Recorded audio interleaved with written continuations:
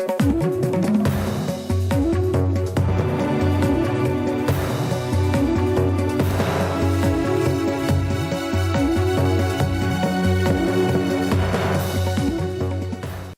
आप किसी ऐसे मुद्दे को लेकर परेशान हैं जिससे समाज का हित जुड़ा है, चाहते हैं कि मीडिया में चर्चा हो, तो आप 15 अगस्त तक थिंकिंग ब्रेक ले लीजिए, अर्थात कुछ भी ना सोचें, कोई फायदा नहीं।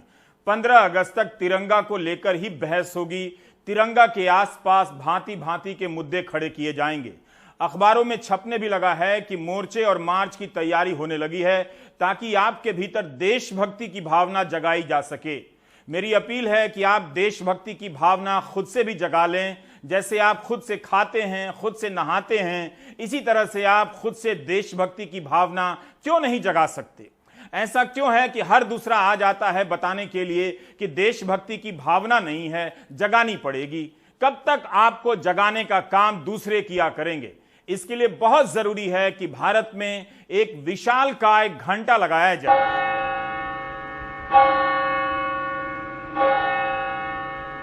जगह जगह यह घंटा लगे, घंटा विशालकाय के साथ भीमकाय भी हो, पर्वतों से ऊंचा हो ताकि विमान की खिड़की के बराबर दिख जाए और उड़ते उड़ते भी देशभक्ति जागती रहे। हर घंटे यह घंटा पूरे देश में बजे और देशभक्ति की भावना को सोने ना दे। क्या क्या नहीं किया गया कि देशभक्ति जागती रहे? पहले 100 फीट ऊंचा तिरंगा फहराया गया, फिर 150 फीट हुआ, अब 200 और 250 फीट के बीच प्रतियोगिता हो रही है। इसका मतलब है कि आपके भीतर की देशभक्ति इतनी आसानी से नहीं जागती है। दिल्ली सरकार ने एक शहर के भीतर 100 करोड़ के बजट से 500 जगहों पर राष्ट्रीय झंडा लगाने का बजट रखा, लगाया भी ज्यादातर जगहों पर। इनकी ऊंचाई 115 फीट रखी गई। एक शहर जो तिरंगा लगाने पर 100 करोड़ रुपए खर्च कर रहा हो, इसके बाद भी इस शहर में घर घर तिरंगा अभियान चलाया जा रहा है। इसका मतलब है कि लोगों ने अभी तक देशभक्ति नहीं जगाई है। इसलिए अब घंटा लगाने की जरूरत है ताकि हर घंटे यह घंटा देशभक्ति की भावना को जगाता रहे। सॉरी, मैं आपको डांट रहा हूं, लेकिन मेरा क्वेश्चन वाजिब है कि आप देशभक्ति की भावना को सोने ही क्यों देते हैं कि कोई दूसरा जगाने आ जाता है? सोचिए कि जब हम देश को इतना प्यार करते हैं तो क्यों किसी को बार बार देशभक्ति जगाने के लिए आगे आना पड़ता है? हमने सुना है और पाया भी है कि प्यार में तो रातों की नींद उड़ जाती है, लेकिन आपका इस देश से यह कैसा प्यार है कि देशभक्ति सो जाती है? मेरी आप जनता से बहुत शिकायतें हैं। आपके भीतर अगर देशभक्ति जागती रहती, आज जगह जगह तिरंगा लगाने में सरकारों को करोड़ों रुपए खर्च नहीं करने पड़ते।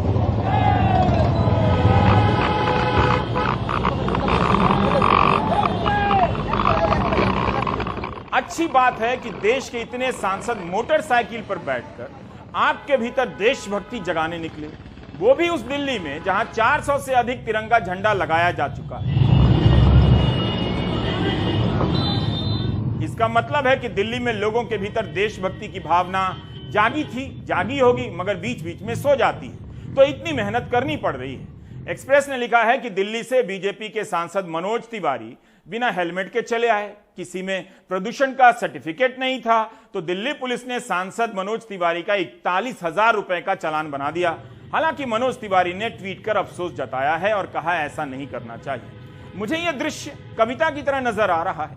मन में ख्याल फूट रहे हैं कि कहीं इन सांसदों में भी देशभक्ति की गंगा जाग गई तो सत्ता और राजनीति के कौन कौन से सच बाहर आ जाएंगे, कितने झूठ का पर्दाफाश खुद ही कर देंगे।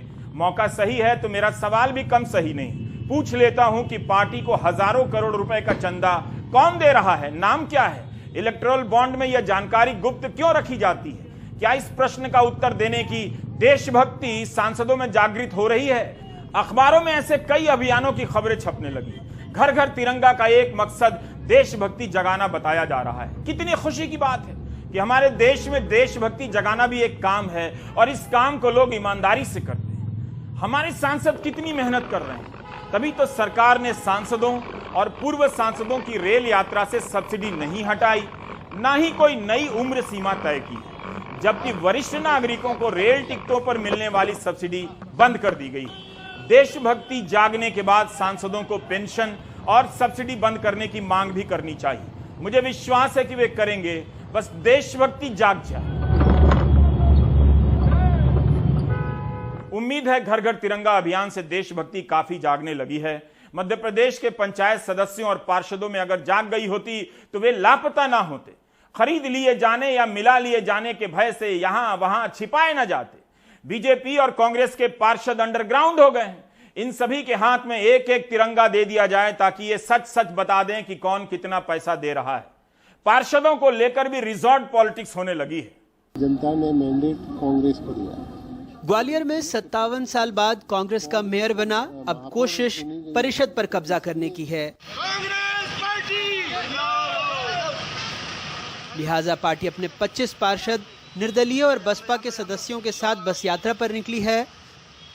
खबर है कि वो राजस्थान जा सकते हैं, हालांकि कैमरे पर इसे धार्मिक यात्रा बताया जा रहा है। पार्षद गणों की इच्छा थी कि कोई धार्मिक यात्रा पहले सभापति के चुनाव से पहले की जाए, तो उनकी इच्छाओं के लिए उनको धार्मिक यात्रा पे वो सब लोग जा रहे हैं। नहीं, 1% भी क्रॉस वोटिंग का डर नहीं है। देश के कई राज्यों में विधायकों की बाड़ेबंदी करने वाली बीजेपी अपने 34 पार्षदों को हरियाणा के रिजॉर्ट में आराम करवा रही है। उन्हें दिल्ली लाने की योजना है। 66 पार्षदों वाले ग्वालियर नगर निगम में उसके पास बहुमत है, लेकिन मेयर का पद हारने के बाद पार्टी जोखिम लेने के मूड में नहीं। डबरा नगर पालिका के 30 वार्डों में 14 बीजेपी ने जीते हैं, 10 कांग्रेस, 4 निर्दलीय, 2 आम आदमी पार्टी। लेकिन गृह मंत्री नरोत्तम मिश्र और इमरती देवी के बीच खींचतान की खबर है। सिंधिया समर्थक इमरती अपने साथ 15 पार्षद लेकर दिल्ली पहुंच गई हैं। 6 बीजेपी के हैं, 6 कांग्रेस के खींच लिए हैं, 2 निर्दलीय और 1 आम आदमी पार्टी का। इसने भी है सबसे। हालांकि बीजेपी कह रही है सब मजे में है, पार्षद दिल्ली दर्शन के लिए गए हैं। वहीं कांग्रेस पूरे निकाय चुनाव की प्रक्रिया पर ही सवाल उठा रही है। सिंधिया जी भी हमारे वरिष्ठ नेता हैं, नरेंद्र सिंह जी वरिष्ठ नेता हैं, माननीय मुख्यमंत्री जी से लोग मिलने आ रहे हैं।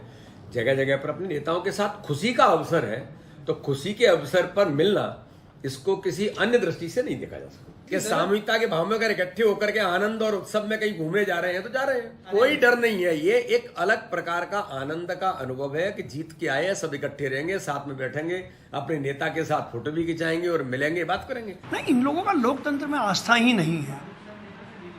मैं बहुत गंभीर आरोप लगा रहा हूं कि मुख्यमंत्री के बंगले पर जब अपहृत मतदाता 4 घंटे रह सकते हैं, तो आप इससे समझ जाइए कि अपराध तो मुख्यमंत्री के निवास से ही हो रहा है ना। राज्य के 3 बड़े नगर निगम इंदौर, भोपाल, जबलपुर में 5, 6 और 7 अगस्त को नई शहर सरकार शपथ लेगी।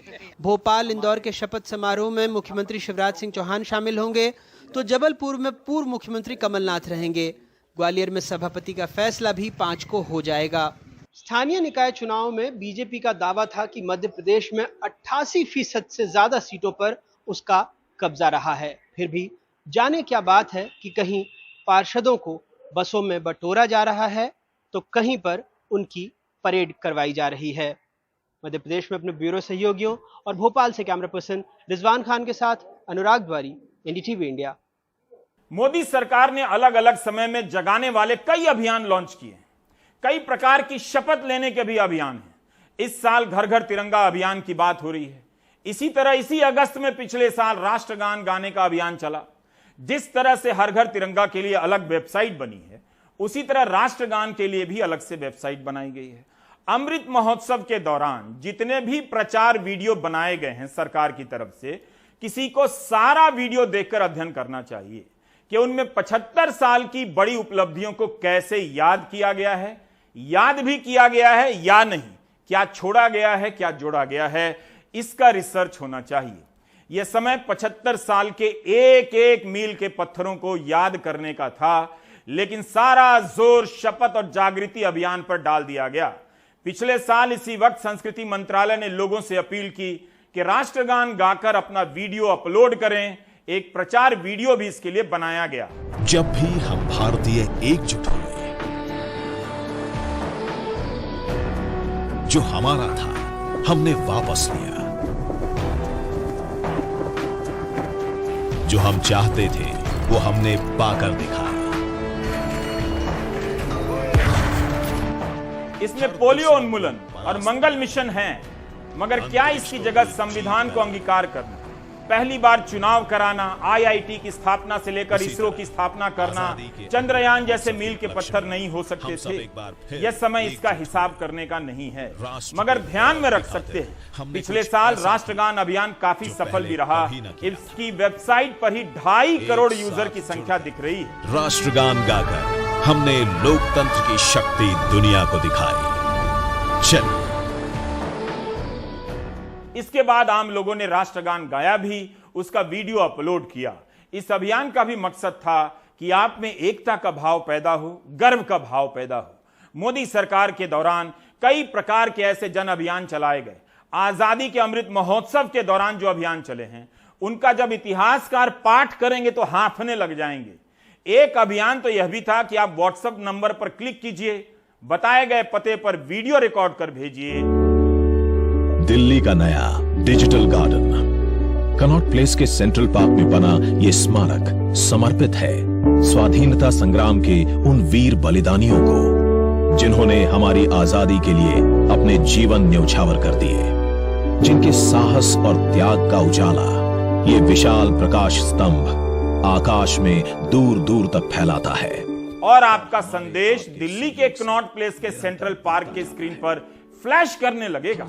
इस प्रचार वीडियो में लिखा है कि कोई भी ऐसा दिन ना हो जो समय की स्मृति से आपको मिटा दे। देश के लिए बलिदान देने वालों को याद करने के लिए यह अभियान दिल्ली के कनॉट प्लेस में ही चलाया गया, आपके गांव में नहीं। किसने देखा किसने नहीं, हम कैसे कह सकते हैं। जो डेटा है उसके अनुसार आजादी के नायकों के प्रति 49 लाख श्रद्धांजलियां अर्पित की गई, संदेश भेजे गए। आज हम आजाद भारत में सांस ले रहे हैं, स्वतंत्र भारत के हम स्वतंत्र नागरिक। आइए उन बलिदानियों के प्रति अपना आभार व्यक्त करें, अपने भावपूर्ण संदेश साझा करके अपनी श्रद्धांजलि अर्पित करें, उनके त्याग को व्यर्थ न जाने दें। स्वतंत्रता के प्रकाश पुंज को अपने योगदान से निरंतर प्रज्वलित करते रहें। क्या आपको कुछ अजीब नहीं लगता कि समय समय पर इतने सारे जागृति अभियान चलाए जा रहे हैं? इनका वाकई आपके ऊपर कोई नैतिक और मनोवैज्ञानिक असर हो रहा है? कितनी बार देशभक्ति की भावना को इस तरह अभियानों से जगाया जाए? क्या यह अभियान कुछ ज्यादा नहीं है? ऐसा लगता है कि जनता नर्सरी कक्षा में बैठी है, उसे नहाने धोने खाने पीने कंघी करने से लेकर सोने जागने का तरीका सिखाया जा रहा है। 2014 में जब नरेंद्र मोदी प्रधानमंत्री बने तो जागृति अभियानों पर बहुत जोर दिया गया। सरकार ने कई प्रकार के शपथ अभियान भी चलाए। विद्या कसम, हमने इस पेज पर शपथ अभियानों की गिनती की तो उनकी संख्या 60 मिली। शपथ के 2 अभियान राज्यों के भी हैं, बाकी 58 शपथ अभियान मोदी सरकार के हैं। इनमें से 23 शपथ अभियान शुरू होकर बंद हो चुके हैं और 35 शपथ अभियान चल रहे हैं। लोग 35 मामलों में कस्में खा रहे हैं। इन दिनों भारत के लोगों को जो कस्में खिलाई जा रही हैं, उनके कुछ नाम दे रहा हूं ताकि आप प्राइम टाइम देखते देखते कुछ कस्में खा सकें। एक शपथ का नाम है मुझ में है गांधी, गांधी इन मी। इसके लिए आपको मोबाइल फोन का नंबर देना होगा, ओटीपी आएगा, तब जाकर आप मुझ में है गांधी का शपथ पत्र प्राप्त कर सकते हैं। 2019 में यह शपथ अभियान शुरू हुआ। इसके तहत एक प्रमाण पत्र भी दिया गया कि मुझ में गांधी हैं और मैं प्रतिज्ञा लेता हूं कि मैं गांधी की तरह जीवन के हर क्षेत्र में सत्य और ईमानदारी का आचरण करूंगा, बापू की आज्ञा का पालन करूंगा। 60,584 नागरिकों ने शपथ ली कि उनके भीतर गांधी हैं। क्या यह शानदार बात नहीं कि आज इस देश में यानी टुडेज इंडिया 60,584 लोग मानते हैं कि मुझ में है गांधी। काश इन 60,000 लोगों से हम मिलकर पूछ पाते कि उनमें इस वक्त गांधी है भी या नहीं। क्या ये 60,000 लोग गांधी की तरह सत्य का आचरण कर रहे हैं? इन सभी के हाथ में तिरंगा देकर 15 अगस्त को इनकी रैली निकाली जानी चाहिए। सरकार के पास इनका फोन नंबर तो आ ही गया है, सबको फोन कर लाल किला बुलवा लिया जाए। शपथ पत्र के पेज पर भारत के 1,29,00,000 लोगों ने भांति भांति की शपथ ली है। माई गवर्नमेंट जो वेबसाइट है उस पर प्लेज का अलग से पेज है। पुरुष इसमें काफी आगे, 81 लाख पुरुष हैं, मगर महिलाएं केवल 47 लाख हैं। इससे अंदाजा लगता है कि हमेशा की तरह कस्में खाकर तोड़ देने में पुरुषों का ही प्रतिशत ज्यादा रहेगा, महिलाओं का कम रहेगा। 60 प्रकार की कस्में यह देश खा चुका है, खा रहा है। इन दिनों एक और कस्में खा रहा है, आई सपोर्ट अग्निपथ। इसके पेज पर जाकर देखा तो दिल टूट गया। केवल 8,288 लोगों ने कस्में खाई हैं कि वे अग्निवीर का समर्थन करते हैं, जबकि लाखों नौजवान तो अग्निवीर बनने के लिए फॉर्म भर रहे हैं। भारत के युवाओं ने दिखा दिया है कि अगर उन्हें 4 साल की नौकरी मिले, उसके बाद निकाल देने का विकल्प मिले तो उसका स्वागत करेंगे। यह एक बहुत बड़ा बदलाव है जो हो चुका है। जल्दी ही युवा यह भी शपथ लेंगे कि वे नौकरी नहीं करना चाहते। नौसेना के 3,000 पदों के लिए अग्निवीर योजना में करीब 9.5 लाख से ज्यादा फॉर्म भरे गए हैं, मगर यहां 8,000 लोगों ने ही अग्निवीर को सपोर्ट किया है। प्राइम टाइम के दर्शकों एंड देशवासियों, हर शपथ लाजवाब है, मगर दहेज विरोधी शपथ को बहुत समर्थन नहीं मिला है। घर घर तिरंगा अभियान से पहले हर घर शादी में जाकर दहेज विरोधी शपथ दिलानी चाहिए और वहां जो सामान रखा हो उसे लेकर सरकारी खजाने में जमा कर देना चाहिए।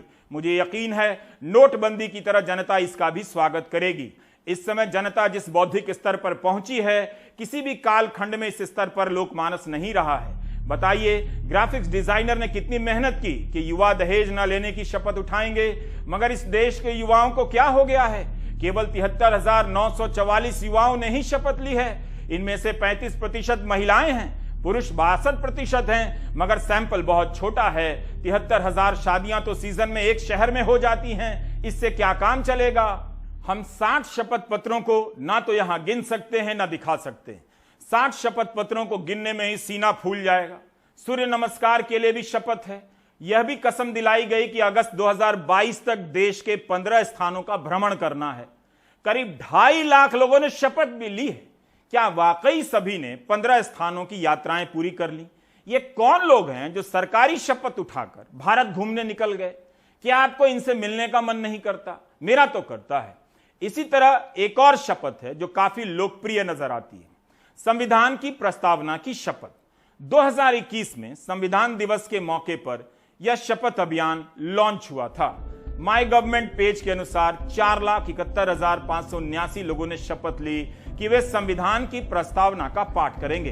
प्रस्तावना का पाठ करने वालों में 11% यूपी से, 10% महाराष्ट्र से और इतने ही दिल्ली से हैं। हम आपको याद दिला दें कि 2019 के दिसंबर में जब नागरिकता कानून के विरोध में आंदोलन चला, तब शाहीन बाग से लेकर हर जगह संविधान की प्रस्तावना का पाठ किया जाने लगा। क्या ऐसा हो सकता है कि उस समय प्रस्तावना पाठ की लोकप्रियता को देखते हुए सरकार ने शपथ पत्र ही लॉन्च कर दिया? इस अभियान को सरकार ने घर घर तिरंगा की तरह क्यों नहीं फैलाया? सांसदों ने इसके लिए बुलेट रैली क्यों नहीं निकाली? 2020 के जनवरी में दिल्ली के स्टीफेंस कॉलेज की छात्राओं और छात्रों ने संविधान की प्रस्तावना का पाठ कर पुलिस के दमन का विरोध किया था। The preamble to the Constitution of India. The preamble to the Constitution of India. We, the people of India. We, the people of India. Having solemnly resolved to constitute India. Having solemnly resolved to constitute India. Into a sovereign, socialist, secular, democratic, republic. And to secure to all its citizens. Justice. Social, economic and political. Liberty. Of thought. Expression. Belief. Faith. And worship. Equality. Of status. And of opportunity. And to promote among them all. Fraternity. Assuring the dignity. Of the individual. And the unity and the integrity. Of the nation. In our Constituent Assembly. This 26th day of November. 1949. Do hereby adopt. Enact. And give to ourselves. This Constitution.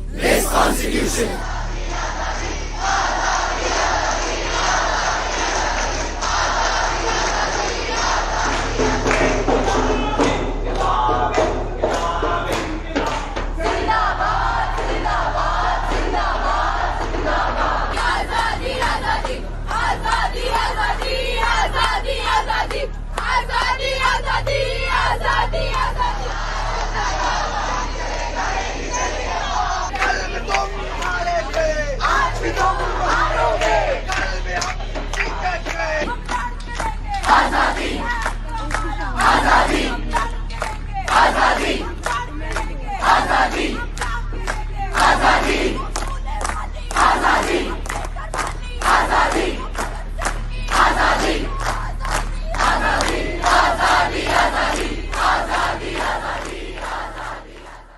जब जनता प्रस्तावना पढ़ती है और उसका इस्तेमाल प्रतिरोध के नैतिक बल के रूप में करती है, तब क्या सरकार उसे अपना अभियान मानेगी?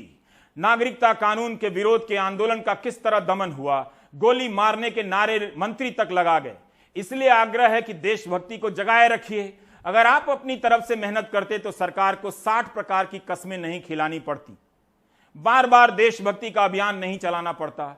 मेरा सवाल है कि ऐसे अभियानों से क्या सभी जागते हैं, जागृति आती है? तो लखनऊ में पोस्टर लगाने वाले सुरेश प्रताप सिंह और मनोज श्रीवास्तव क्यों नहीं जाग रहे हैं? इन्होंने पोस्टर लगाया कि 9 अगस्त को जंतर मंतर पर हिंदू राष्ट्र के लिए भगवा क्रांति करेंगे, भारत को हिंदू राष्ट्र बनाना है।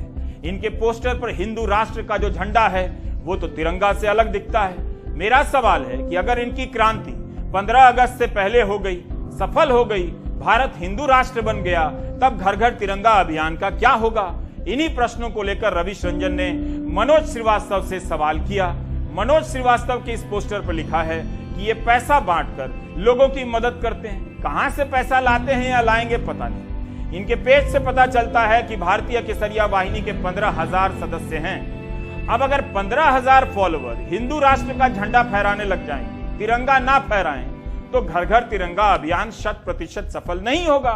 इनके सोशल मीडिया पर एक तस्वीर भी है जिसमें वे संघ प्रमुख मोहन भागवत के पीछे खड़े हैं। मैं फोटो को गंभीरता से बिल्कुल नहीं लेता, पता भी नहीं चलता कौन किसके साथ फोटो खिंचा ले, लेकिन अगर इनका संबंध आरएसएस से है तो खुद ही बता देंगे।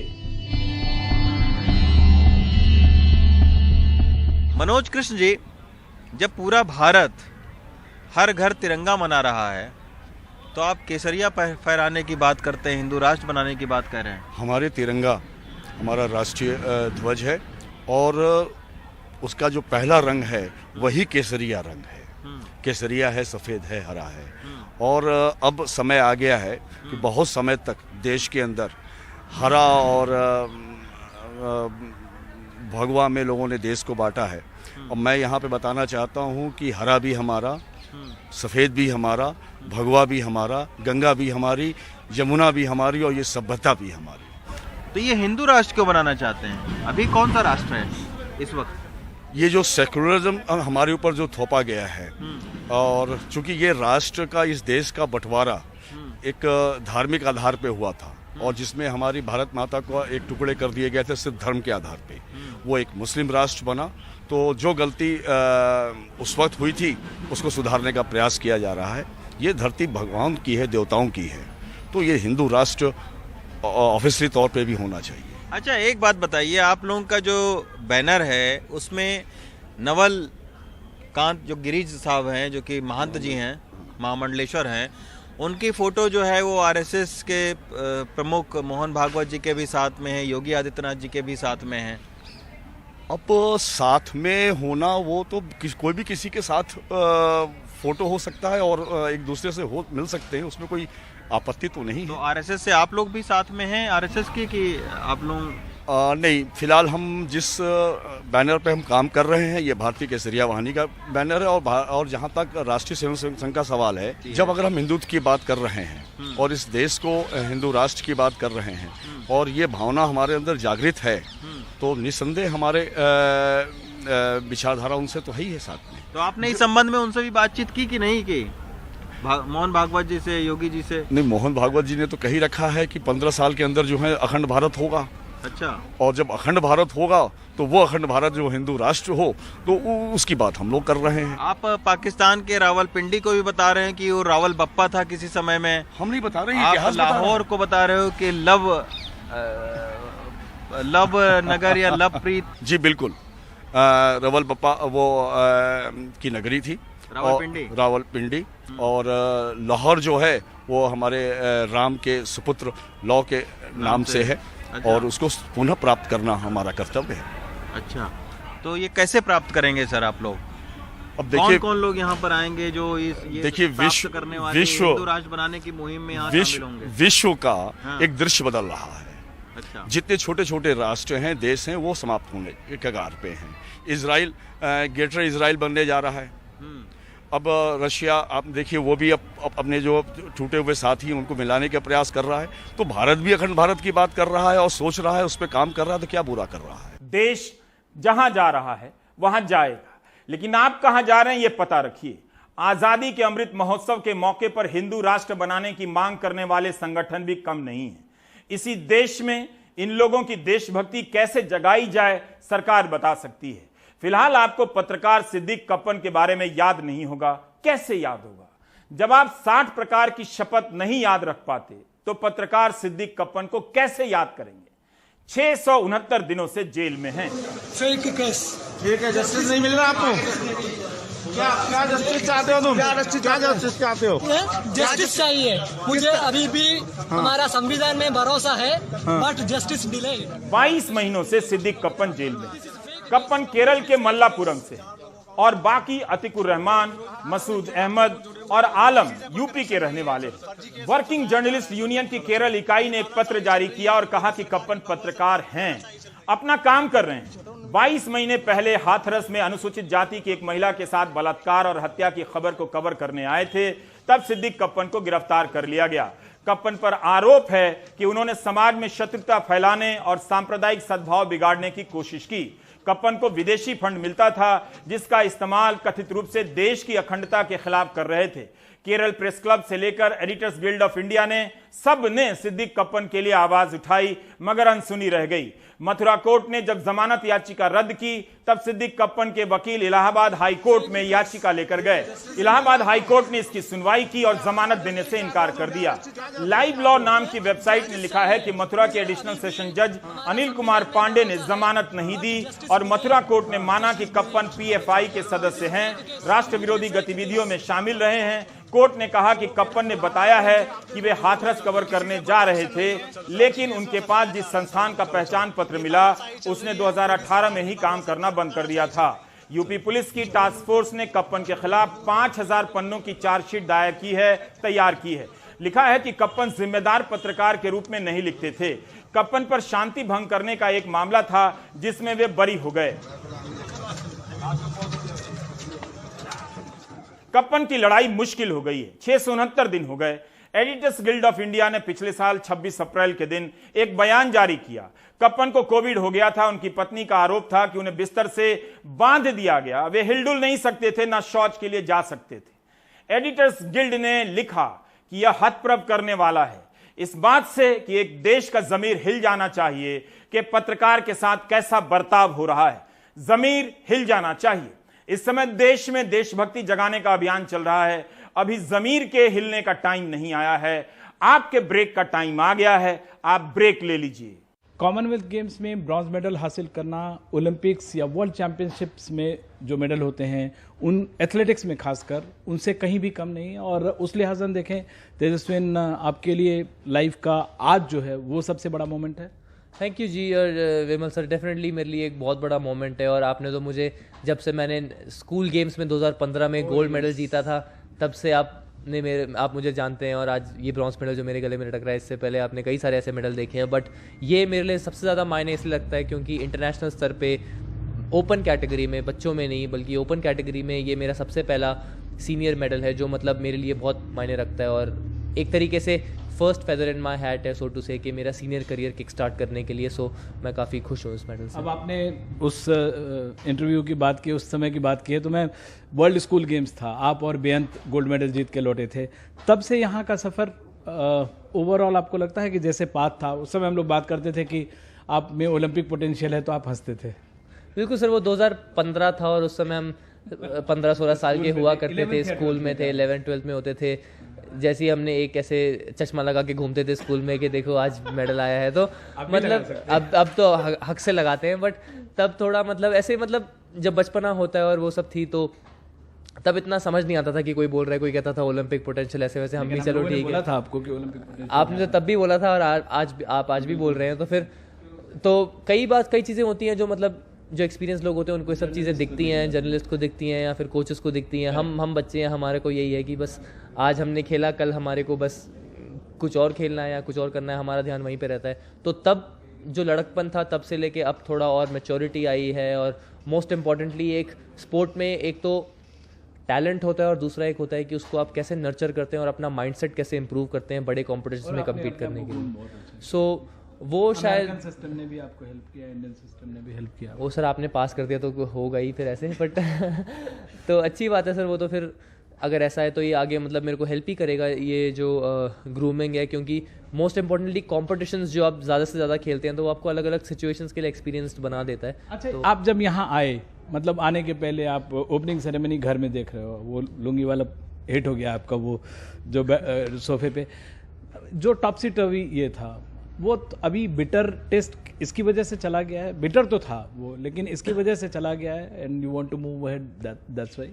बिल्कुल सर, 100%। हमें लाइक जब देश के लिए एक मेडल आता है तो फिर हम पीछे मुड़ के नहीं देखते, बल्कि हम आगे देखते हैं कि उस मेडल से आगे हम कितने लोगों को प्रोत्साहित कर सकते हैं, उस मेडल से हम कितना अच्छा हो सकता है, कितने लोग उससे मोटिवेट हो सकते हैं, और फिर हम और अपने करियर को और बाकी अपॉर्चुनिटीज़ कैसे बढ़ा सकते हैं। सो अब पीछे मुड़ के रेट्रोस्पेक्ट में जीने का मुझे नहीं लगता कि कोई फ़ायदा होगा। लेकिन आपको लगता है कि मतलब केवल आपकी बात नहीं है, बहुत सारे, and we have been talking to each other on those things, कई सारे जो हैं वहाँ पे, खासकर भारतीय फेडरेशन या जो भी स्पोर्ट्स सिस्टम है, I am not talking about only federation, ये सिस्टम को ठीक करने की ज़रूरत है। क्योंकि आप तो लड़के चले आए, मदर आपकी लॉयर हैं, ठीक है, और वो आप शुरू से उसके पीछे डेडिकेटेड हैं इतने साल से, लेकिन आपको लगता है कि अब सिस्टम को कम से कम थोड़ा सा अलाइन करना चाहिए?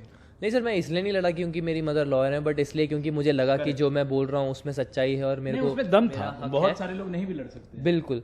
तो मैं बस ये कहना चाहूँगा कि अगर किसी को लगता है कि उसके पास वो जो उसके बात में दम है और उसे लग रहा है कि अगर उसके पास वो हक, अगर उसके हक की लड़ाई है तो उसने ज़रूर लड़ना चाहिए, चाहे वो कोई भी बात हो। सिस्टम लेकिन ज़रूर ठीक होना चाहिए। सिस्टम तो ज़रूर ठीक होना चाहिए, और मोस्ट इंपॉर्टेंटली थोड़ा और अगर अकाउंटेबिलिटी होगी, और मतलब एज एन एथलीट, मतलब एज अ एथलीट नहीं बट एज एन एथलीट आप भी, एथलीट्स को भी अकाउंटेबल होना चाहिए, but at the same time federations भी, सिस्टम्स को भी अकाउंटेबल होना चाहिए। And there should be a path कि मतलब अगर एथलीट को ग्रीवेंस है तो फिर वो जाके पूछ सके, या फिर किसी से सलाह ले सके, या फिर कोई उन्हें आइडिया दे सके, या फिर एक प्रॉपर चैनल बता सके कि यहाँ से आप अगर अपने ग्रीवेंसेस को पूछेंगे तो फिर आपको उसका जवाब मिलेगा। तो वो सब चीज़ें अगर होंगी तो और सबके लिए सिस्टम आसान हो जाएगा, और फिर आपने मतलब एथलीट्स को कोर्ट वगैरह जाने। तेजस्विन के मेडल ने जो जवाहरलाल नेहरू स्टेडियम के कुत्तों को भी फेमस कर दिया, 3 कुत्ते हेडलाइंस हो गए।